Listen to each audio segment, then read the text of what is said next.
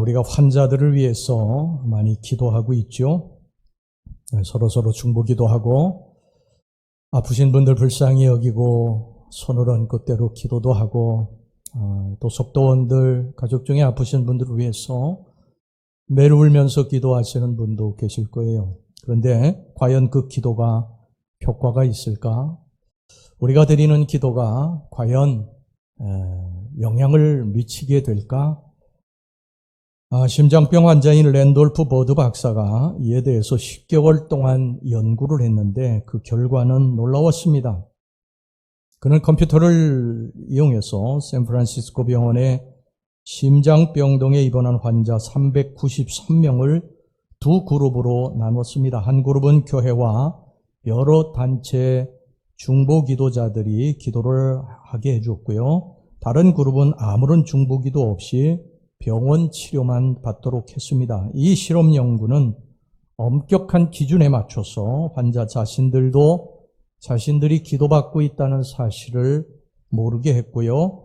또 의사와 간호사에게조차도 비밀에 붙여졌습니다. 단지 중보기도 팀에게만 당신이 기도하고 있는 환우의 이름이, 나이가, 또 병명이 무엇인가 이것을 가르쳐주고 기도하게 했습니다. 5개월에서 10개월이 지나면서 중보기도를 받은 그룹의 환자들과 그렇지 못한 그룹은 놀라운 차이점을 보였습니다. 중보기도를 받은 그룹의 환자들은 항생제가 5분의 1로 적게 사용되었고 폐수종 같은 부작용이 3분의 1로 적었으며 호흡용 튜브를 사용한 환자도 비교 집단에서는 12명이나 있었는데 이들은 없었고 사망자도 한 사람도 없었습니다. 이 실험은 기도의 힘을 과학적으로 증명한 대표적인 사례입니다. 우리가 누구를 위해서 기도한 것에 대해서 어떤 역사가 일어나도 그것을 사람들이 믿지를 않습니다. 기도의 힘이라고 믿지를 않아요. 어떤 자연적인 치유, 또 어떤 음식을 먹어서 치유된 거 아닌가?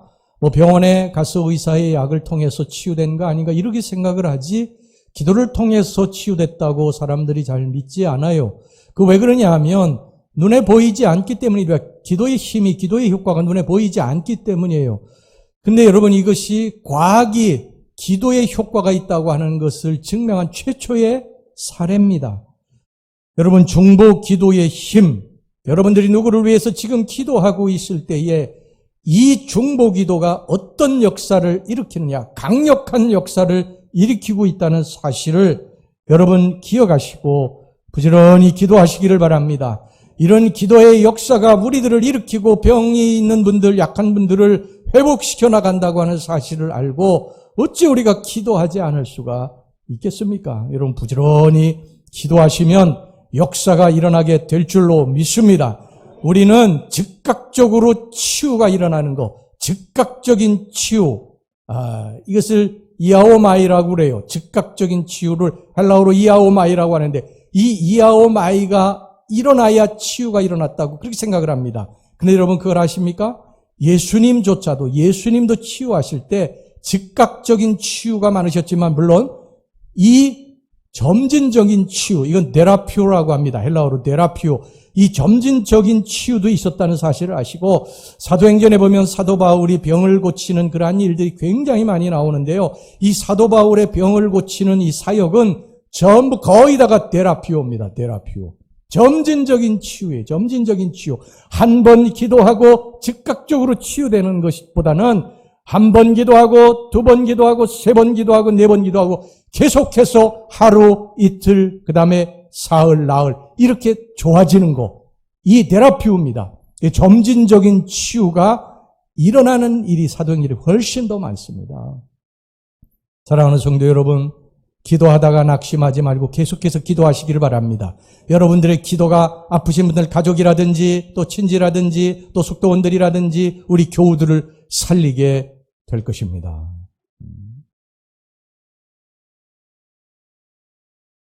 미국의 이 다트머스 대학교 의료센터는요, 심장수술 받은 환자 232명 중에 신앙을 가지고 있는 환자가 신앙이 없는 환자에 비해서 사망률이 3분의 1 정도로 훨씬 낮다고 하는 보고를 내놓았습니다. 특히 기도하고 예배에 참여하는 사람들이 비신앙인이나 기도의 효과를 믿지 않는 사람들에 비해 월등하게 건강하다고 했습니다. 교회에 다니는 노인들이 다니지 않는 노인에 비해 혈압이 낮고 뇌졸중 발생률이 낮고 또 암을 이기는 데 도움이 되고 수명도 5년 정도 더 길었다는 것입니다.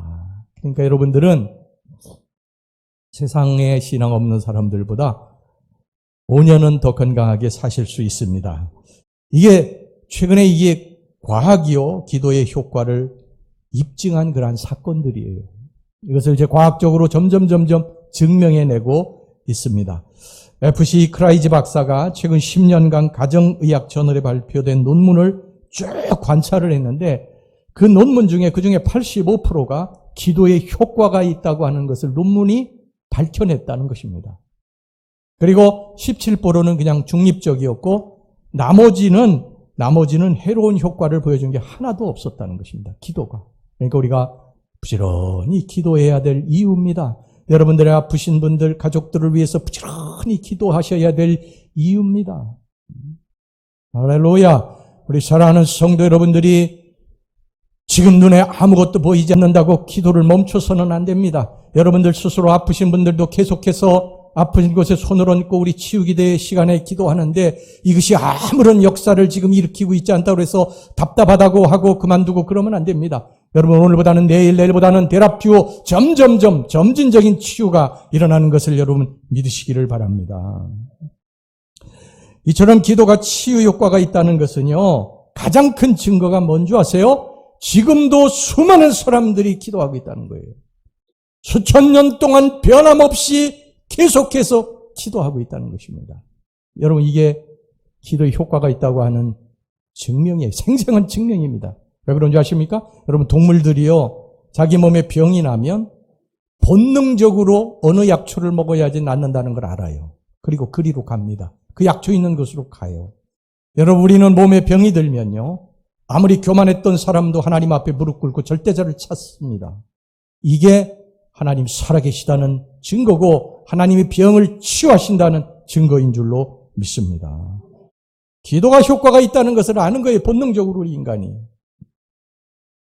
야고보 사도는 야고보서 5장 14절 15절에서 이렇게 말씀합니다. 너희 중에 병든 자가 있느냐? 그는 교회의 장로들을 청할 것이요 그들은 주의 이름으로 기름을 바르며 그를 위하여 기도할지니라. 믿음의 기도는 병든 자를 구원하리니 주께서 그를 일으키시리라. 혹시 죄를 범하였을지라도 사하심을 받으리라. 기도는 여러분 분명히 병을 치유하는 역사를 일으킵니다. 자, 기도의 종류가 그러면 뭐가 있느냐? 기도의 종류 먼저 살펴보겠습니다. 첫 번째 기도는요, 소리내는 기도와 침묵의 기도가 있습니다. 요한복음 17장에 보면 예수님께서 남겨놓은 제자들을 향해서 그리고 거기에 운집한 그러한 그 사람들을 향해서 통곡하며 기도하셨어요. 눈물로 기도하셨어요. 이게 요한복음 17장에 기도가 나와 있습니다. 제자들은 그 예수님이 큰 소리로 기도하는 걸 다 옆에서 들었어요. 여러분 히브리서 5장 7절 전반절에 이렇게 말씀하고 있습니다. 그는 육체에 계실 때에 자기를 죽음에서 능히 구원하실 이에게 심한 통곡과 눈물로 간구와 소원을 올렸고 예수님도 통곡하며 기도하셨다는 거예요. 우리 성도들 중에 보면은요, 소리내어 기도하는 것에 대한 거부감을 갖는 사람이 있어요.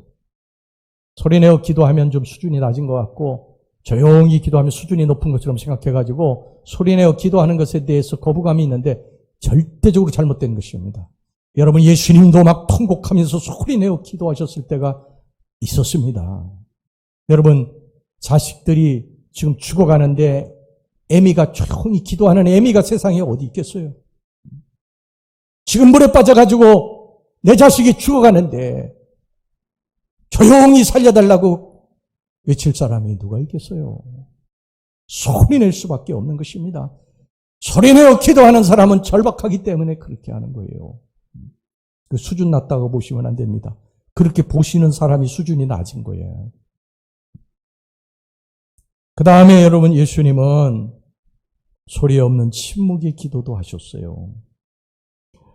우리는 아직 침묵의 기도가 익숙치 않아요. 그래서 침묵의 기도, 조용한 기도 하자고 하면 잡생각이 그냥 온갖 잡생각이 다 들어와가지고 별의별 집의 생각도 다 나가고 뭐 문 열어놨나 또 뭐 불 안 끄고 온 거 아닌가 뭐 별 잡생각을 다 합니다.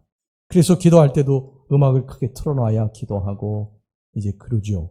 그런데 이 침묵의 기도라고 하는 것은 반드시 필요합니다. 기도라고 하는 게 뭡니까? 하나님과 우리와의 대화 아닙니까? 대화. 그래서 우리가 일방적으로 소리만 지르고 끝내는 것이 아니라 또 조용히 하나님의 음성을 들어야 돼요. 하나님이 무엇을 말씀하시는지 그것을 듣고 그리고 우리가 위로받고 새 힘을 얻고 또 주님으로부터 갈 길을 인도받고 그렇게 사는 줄로 믿습니다. 그 다음에 또 다른 기도의 분류가 있는데요. 지시적인 기도와 비지시적인 기도가 있습니다. 지시적인 기도라고 하는 것은 뭐냐면 어떤 목적을 두고 기도하는 거예요. 관계의 회복, 하나님 내가 누구와 지금 관계가 틀어져 있는데 관계를 회복하게 하옵소서. 내가 하나님 시어머니와 며느리와 관계가 틀어져 있어요. 관계를 회복하게 해주세요. 교회와 관계가 지금 회복이 안 됐습니다. 이 관계의 회복, 또 가정의 평화, 남편과 아내, 또 자식들을 위해서 기도하는 거, 또 사업을 위해서 기도하는 거, 건강을 위해서 기도하는 거, 어떤 목적을 두고 기도하는 걸 이 지시적인 기도라고 합니다. 그럼 비지시적인 기도는 뭐냐?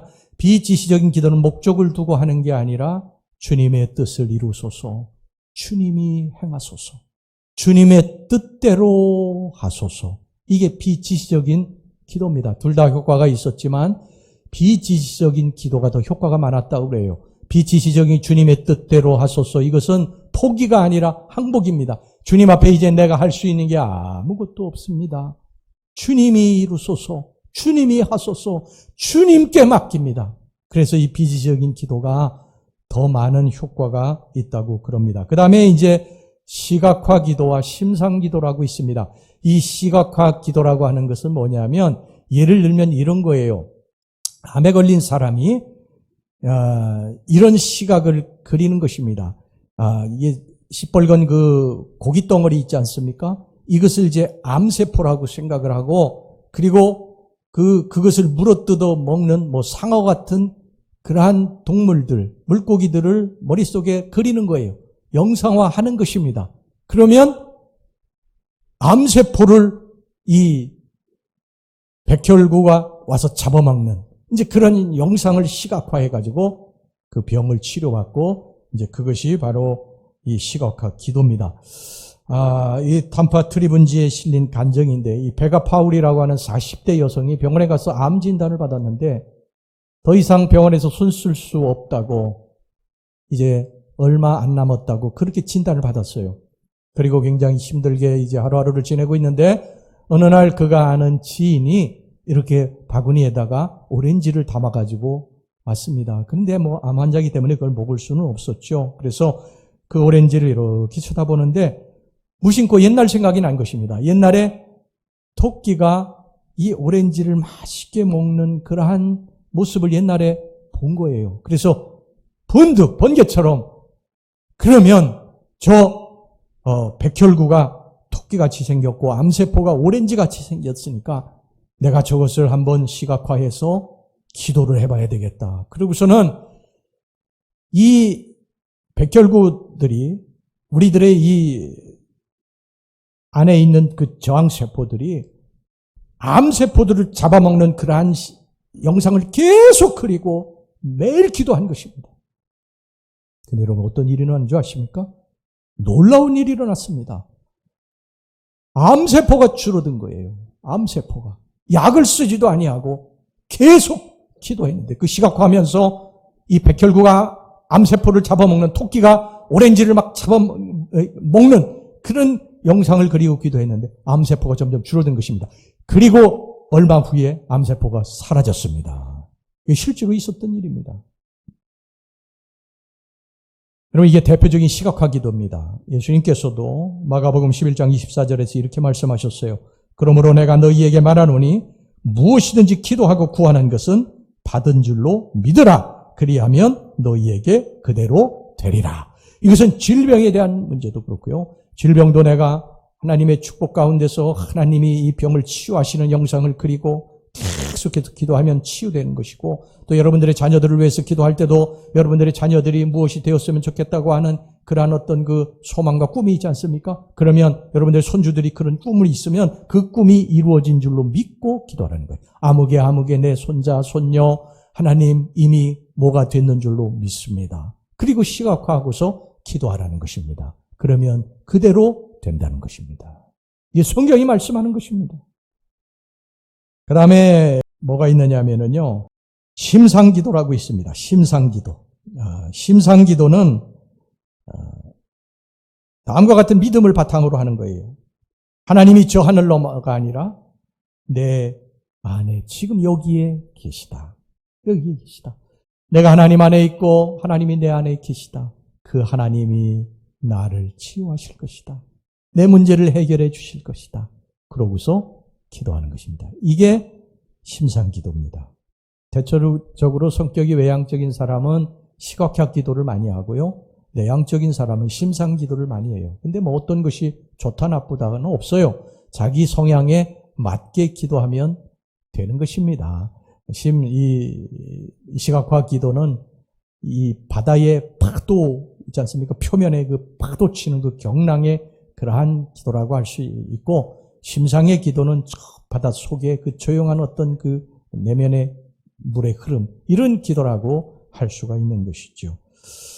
여러분, 지금까지 말씀드린 기도는 어느 한쪽의 기도만 옳다고 볼 수는 없습니다. 17세기 어거스틴 베이커는 사람마다 영적 유형이 다르기에 한 가지 기도 방법만 고집하는 것은 기도 소외자로 만들고 기도 노이로제에 걸리게 한다라고 말을 했습니다. 그러니까 교인들, 여러분들은 나의 영적 성향이 어떤가, 이것을 잘 살피셔서 거기에 맞는 기도를 하나님 앞에 올리면 되는 것입니다.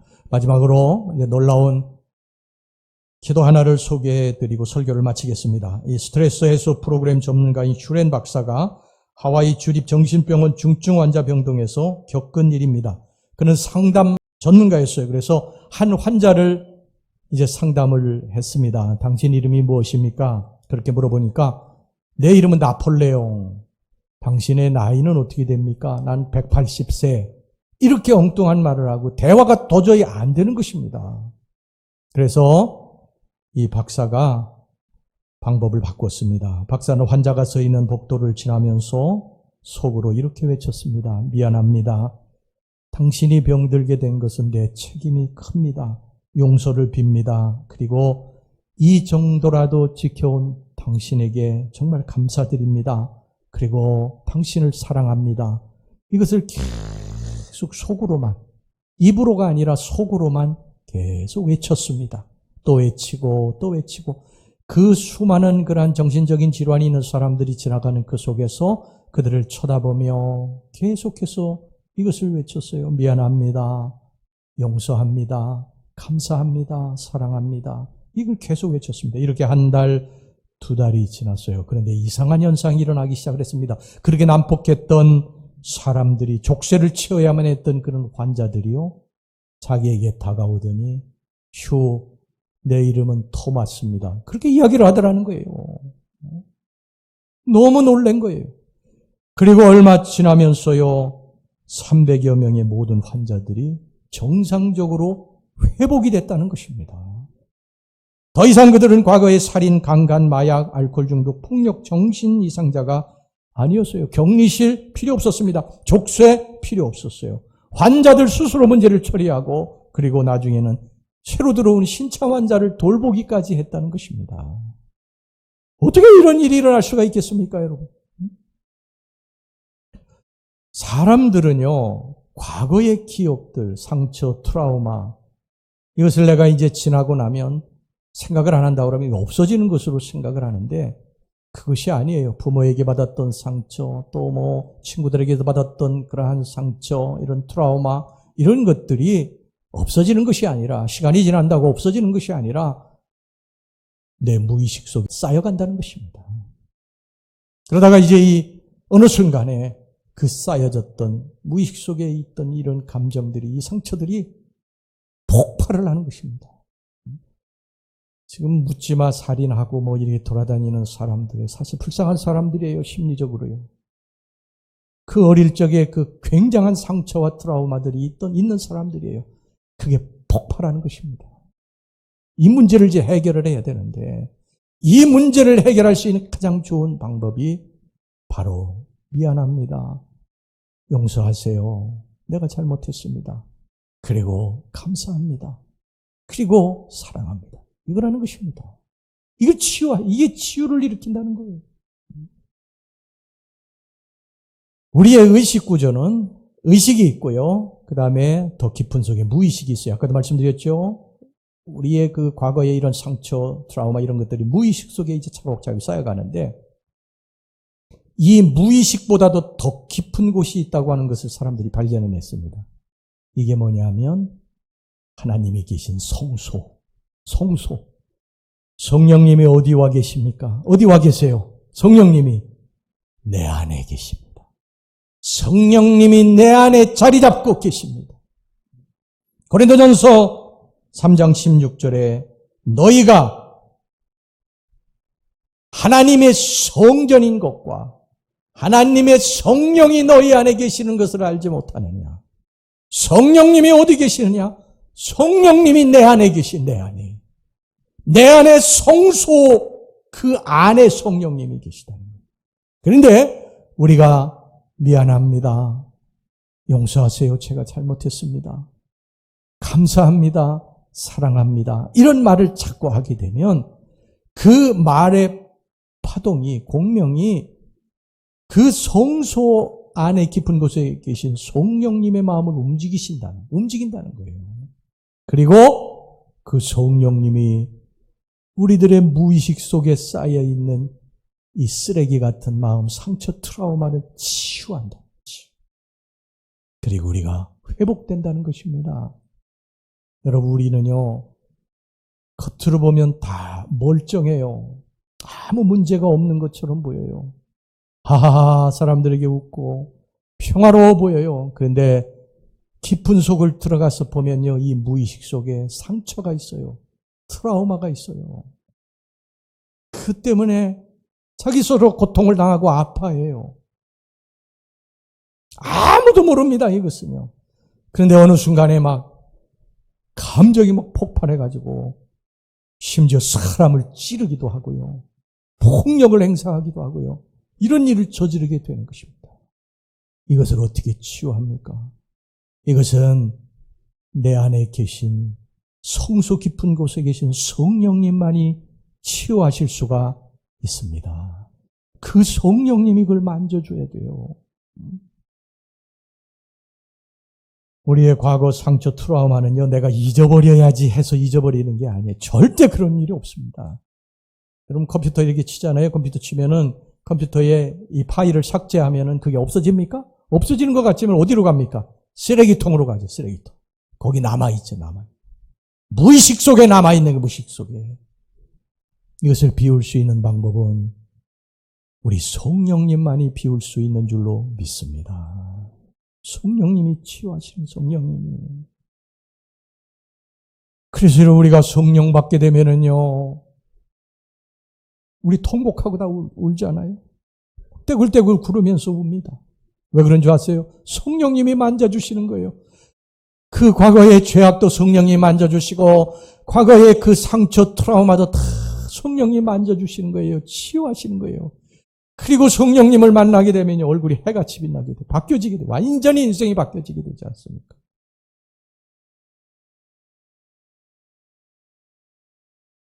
내가 다른 사람을 사랑할 때 내 기분이 좋아지지요. 내가 다른 사람에게 선을 베풀 때 내 마음이 기쁘죠. 내가 다른 사람을 위해서 기도해 줄 때 내 마음이 행복합니다. 왜 그런 줄 아세요? 사랑의 공명 현상 때문에 그런 것입니다. 사랑의 공명 현상. 오늘 여기 본문에 누가복음 10장 5절에서부터 6절 말씀을 보시기 바랍니다. 어느 집에 들어가든지 먼저 말하되 이 집이 평안할지어다 하라. 만일 평안을 받을 사람이 거기 있으면 너희의 평안이 그에게 머물 것이요 그렇지 않으면 너희에게 돌아오리라. 어디 가서 우리가 평안을 빌면 내가 마음이 기쁘잖아요. 그리고 내게 평안이 임하게 되는 거예요. 내가 누구에게 사랑을 베풀면 그 사랑이 그 사람에게도 가지만 나에게도 파동을 미치게 되는 거예요. 그래서 내가 마음이 기쁜 거예요. 내가 누구를 미워하게 되면 그 미움이 파동을 일으켜서 그 사람에게도 가지만 그 미움이 나에게도 오기 때문에 내 마음이 불편한 거예요. 일본의 이 에모토 마사루 박사라고 유명한 사람이 있죠. 물은 답을 알고 있다. 이런 책을 썼죠. 근데 그분이 실제로 이제 물을 가지고, 똑같은 물을 가지고, 이 분석을 했는데, 한쪽 물은 내가 너를 사랑한다. 너는 정말 사랑스럽고 맛 좋은 물이야. 너를 보면 행복하다. 이런 말을 해준 물은요, 육각수로 바뀌어지게 됩니다. 그런데 이 썩을 물, 너는 조금 있으면 다 썩어질 거야. 너는 냄새나고, 너는 맛이 없어. 그런 물은요, 진짜 썩었다는 것입니다. 똑같은 물인데, 그렇게 말을 해준 물, 이렇게 말을 해주면 다르다는 거예요. 어떻게 이런 일이 일어날 수가 있느냐. 식물도 그렇습니다. 식물도 내가 너를 사랑한다, 내가 너를 아낀다, 돌보고, 그런 식물들이 참 잘합니다. 똑같은 물을 줘도, 양분을 줘도 그래요. 에이, 저주받을 식물, 빨리 죽었으면 좋겠다. 말라 비틀어서 그냥 죽어라. 그러면 진짜 말라 비틀어 죽습니다. 한 가정에 식물을 키울 때 그 식물을 계속 돌보는 사람과 떨어져서 가끔 와가지고 돌보는 것과 똑같이 물을 주는데도 완전히 달라요. 사랑의 손길이 거기 가고 안 가고 파동이 있기 때문에 그런 것입니다. 도대체 이게 어떻게 이런 일이 일어날 수가 있느냐? 물이나 식물도 과연 의식이 있느냐? 파동의 원리 때문에 그렇습니다. 파동의 원리. 자, 제가 여러분들에게 이제 설명을 하나 해드리겠습니다. 여기 이제 소리굽새가 3개가 있어요. 대, 중, 소. 소리굽새가 있습니다. 이쪽에도 또 소리굽새가 대, 중, 소가 있어요. 이쪽에 있는 소리굽새의 대를 땡 하고 칩니다. 땡 하고 쳐요. 그러면 이게 파동을 일으켜가지고 공명현상으로 해서 이쪽에 3개의 소리굽새 놓은 곳에 대의 소리굽새가 땡 하고 울립니다. 중소는 안 울려요. 여기 중을 땡 하고 치면 여기 중이 울립니다. 여기 소를 치면 여기 소가 울려요. 그렇게 파동이, 같은 파동이 영향을 미치게 되는 것입니다. 여러분 집에 가서 한번 해보시기 바랍니다. 소리굽새 하면 대자는 대자, 중자는 중자, 소자는 소자만 울리게 돼 있어요.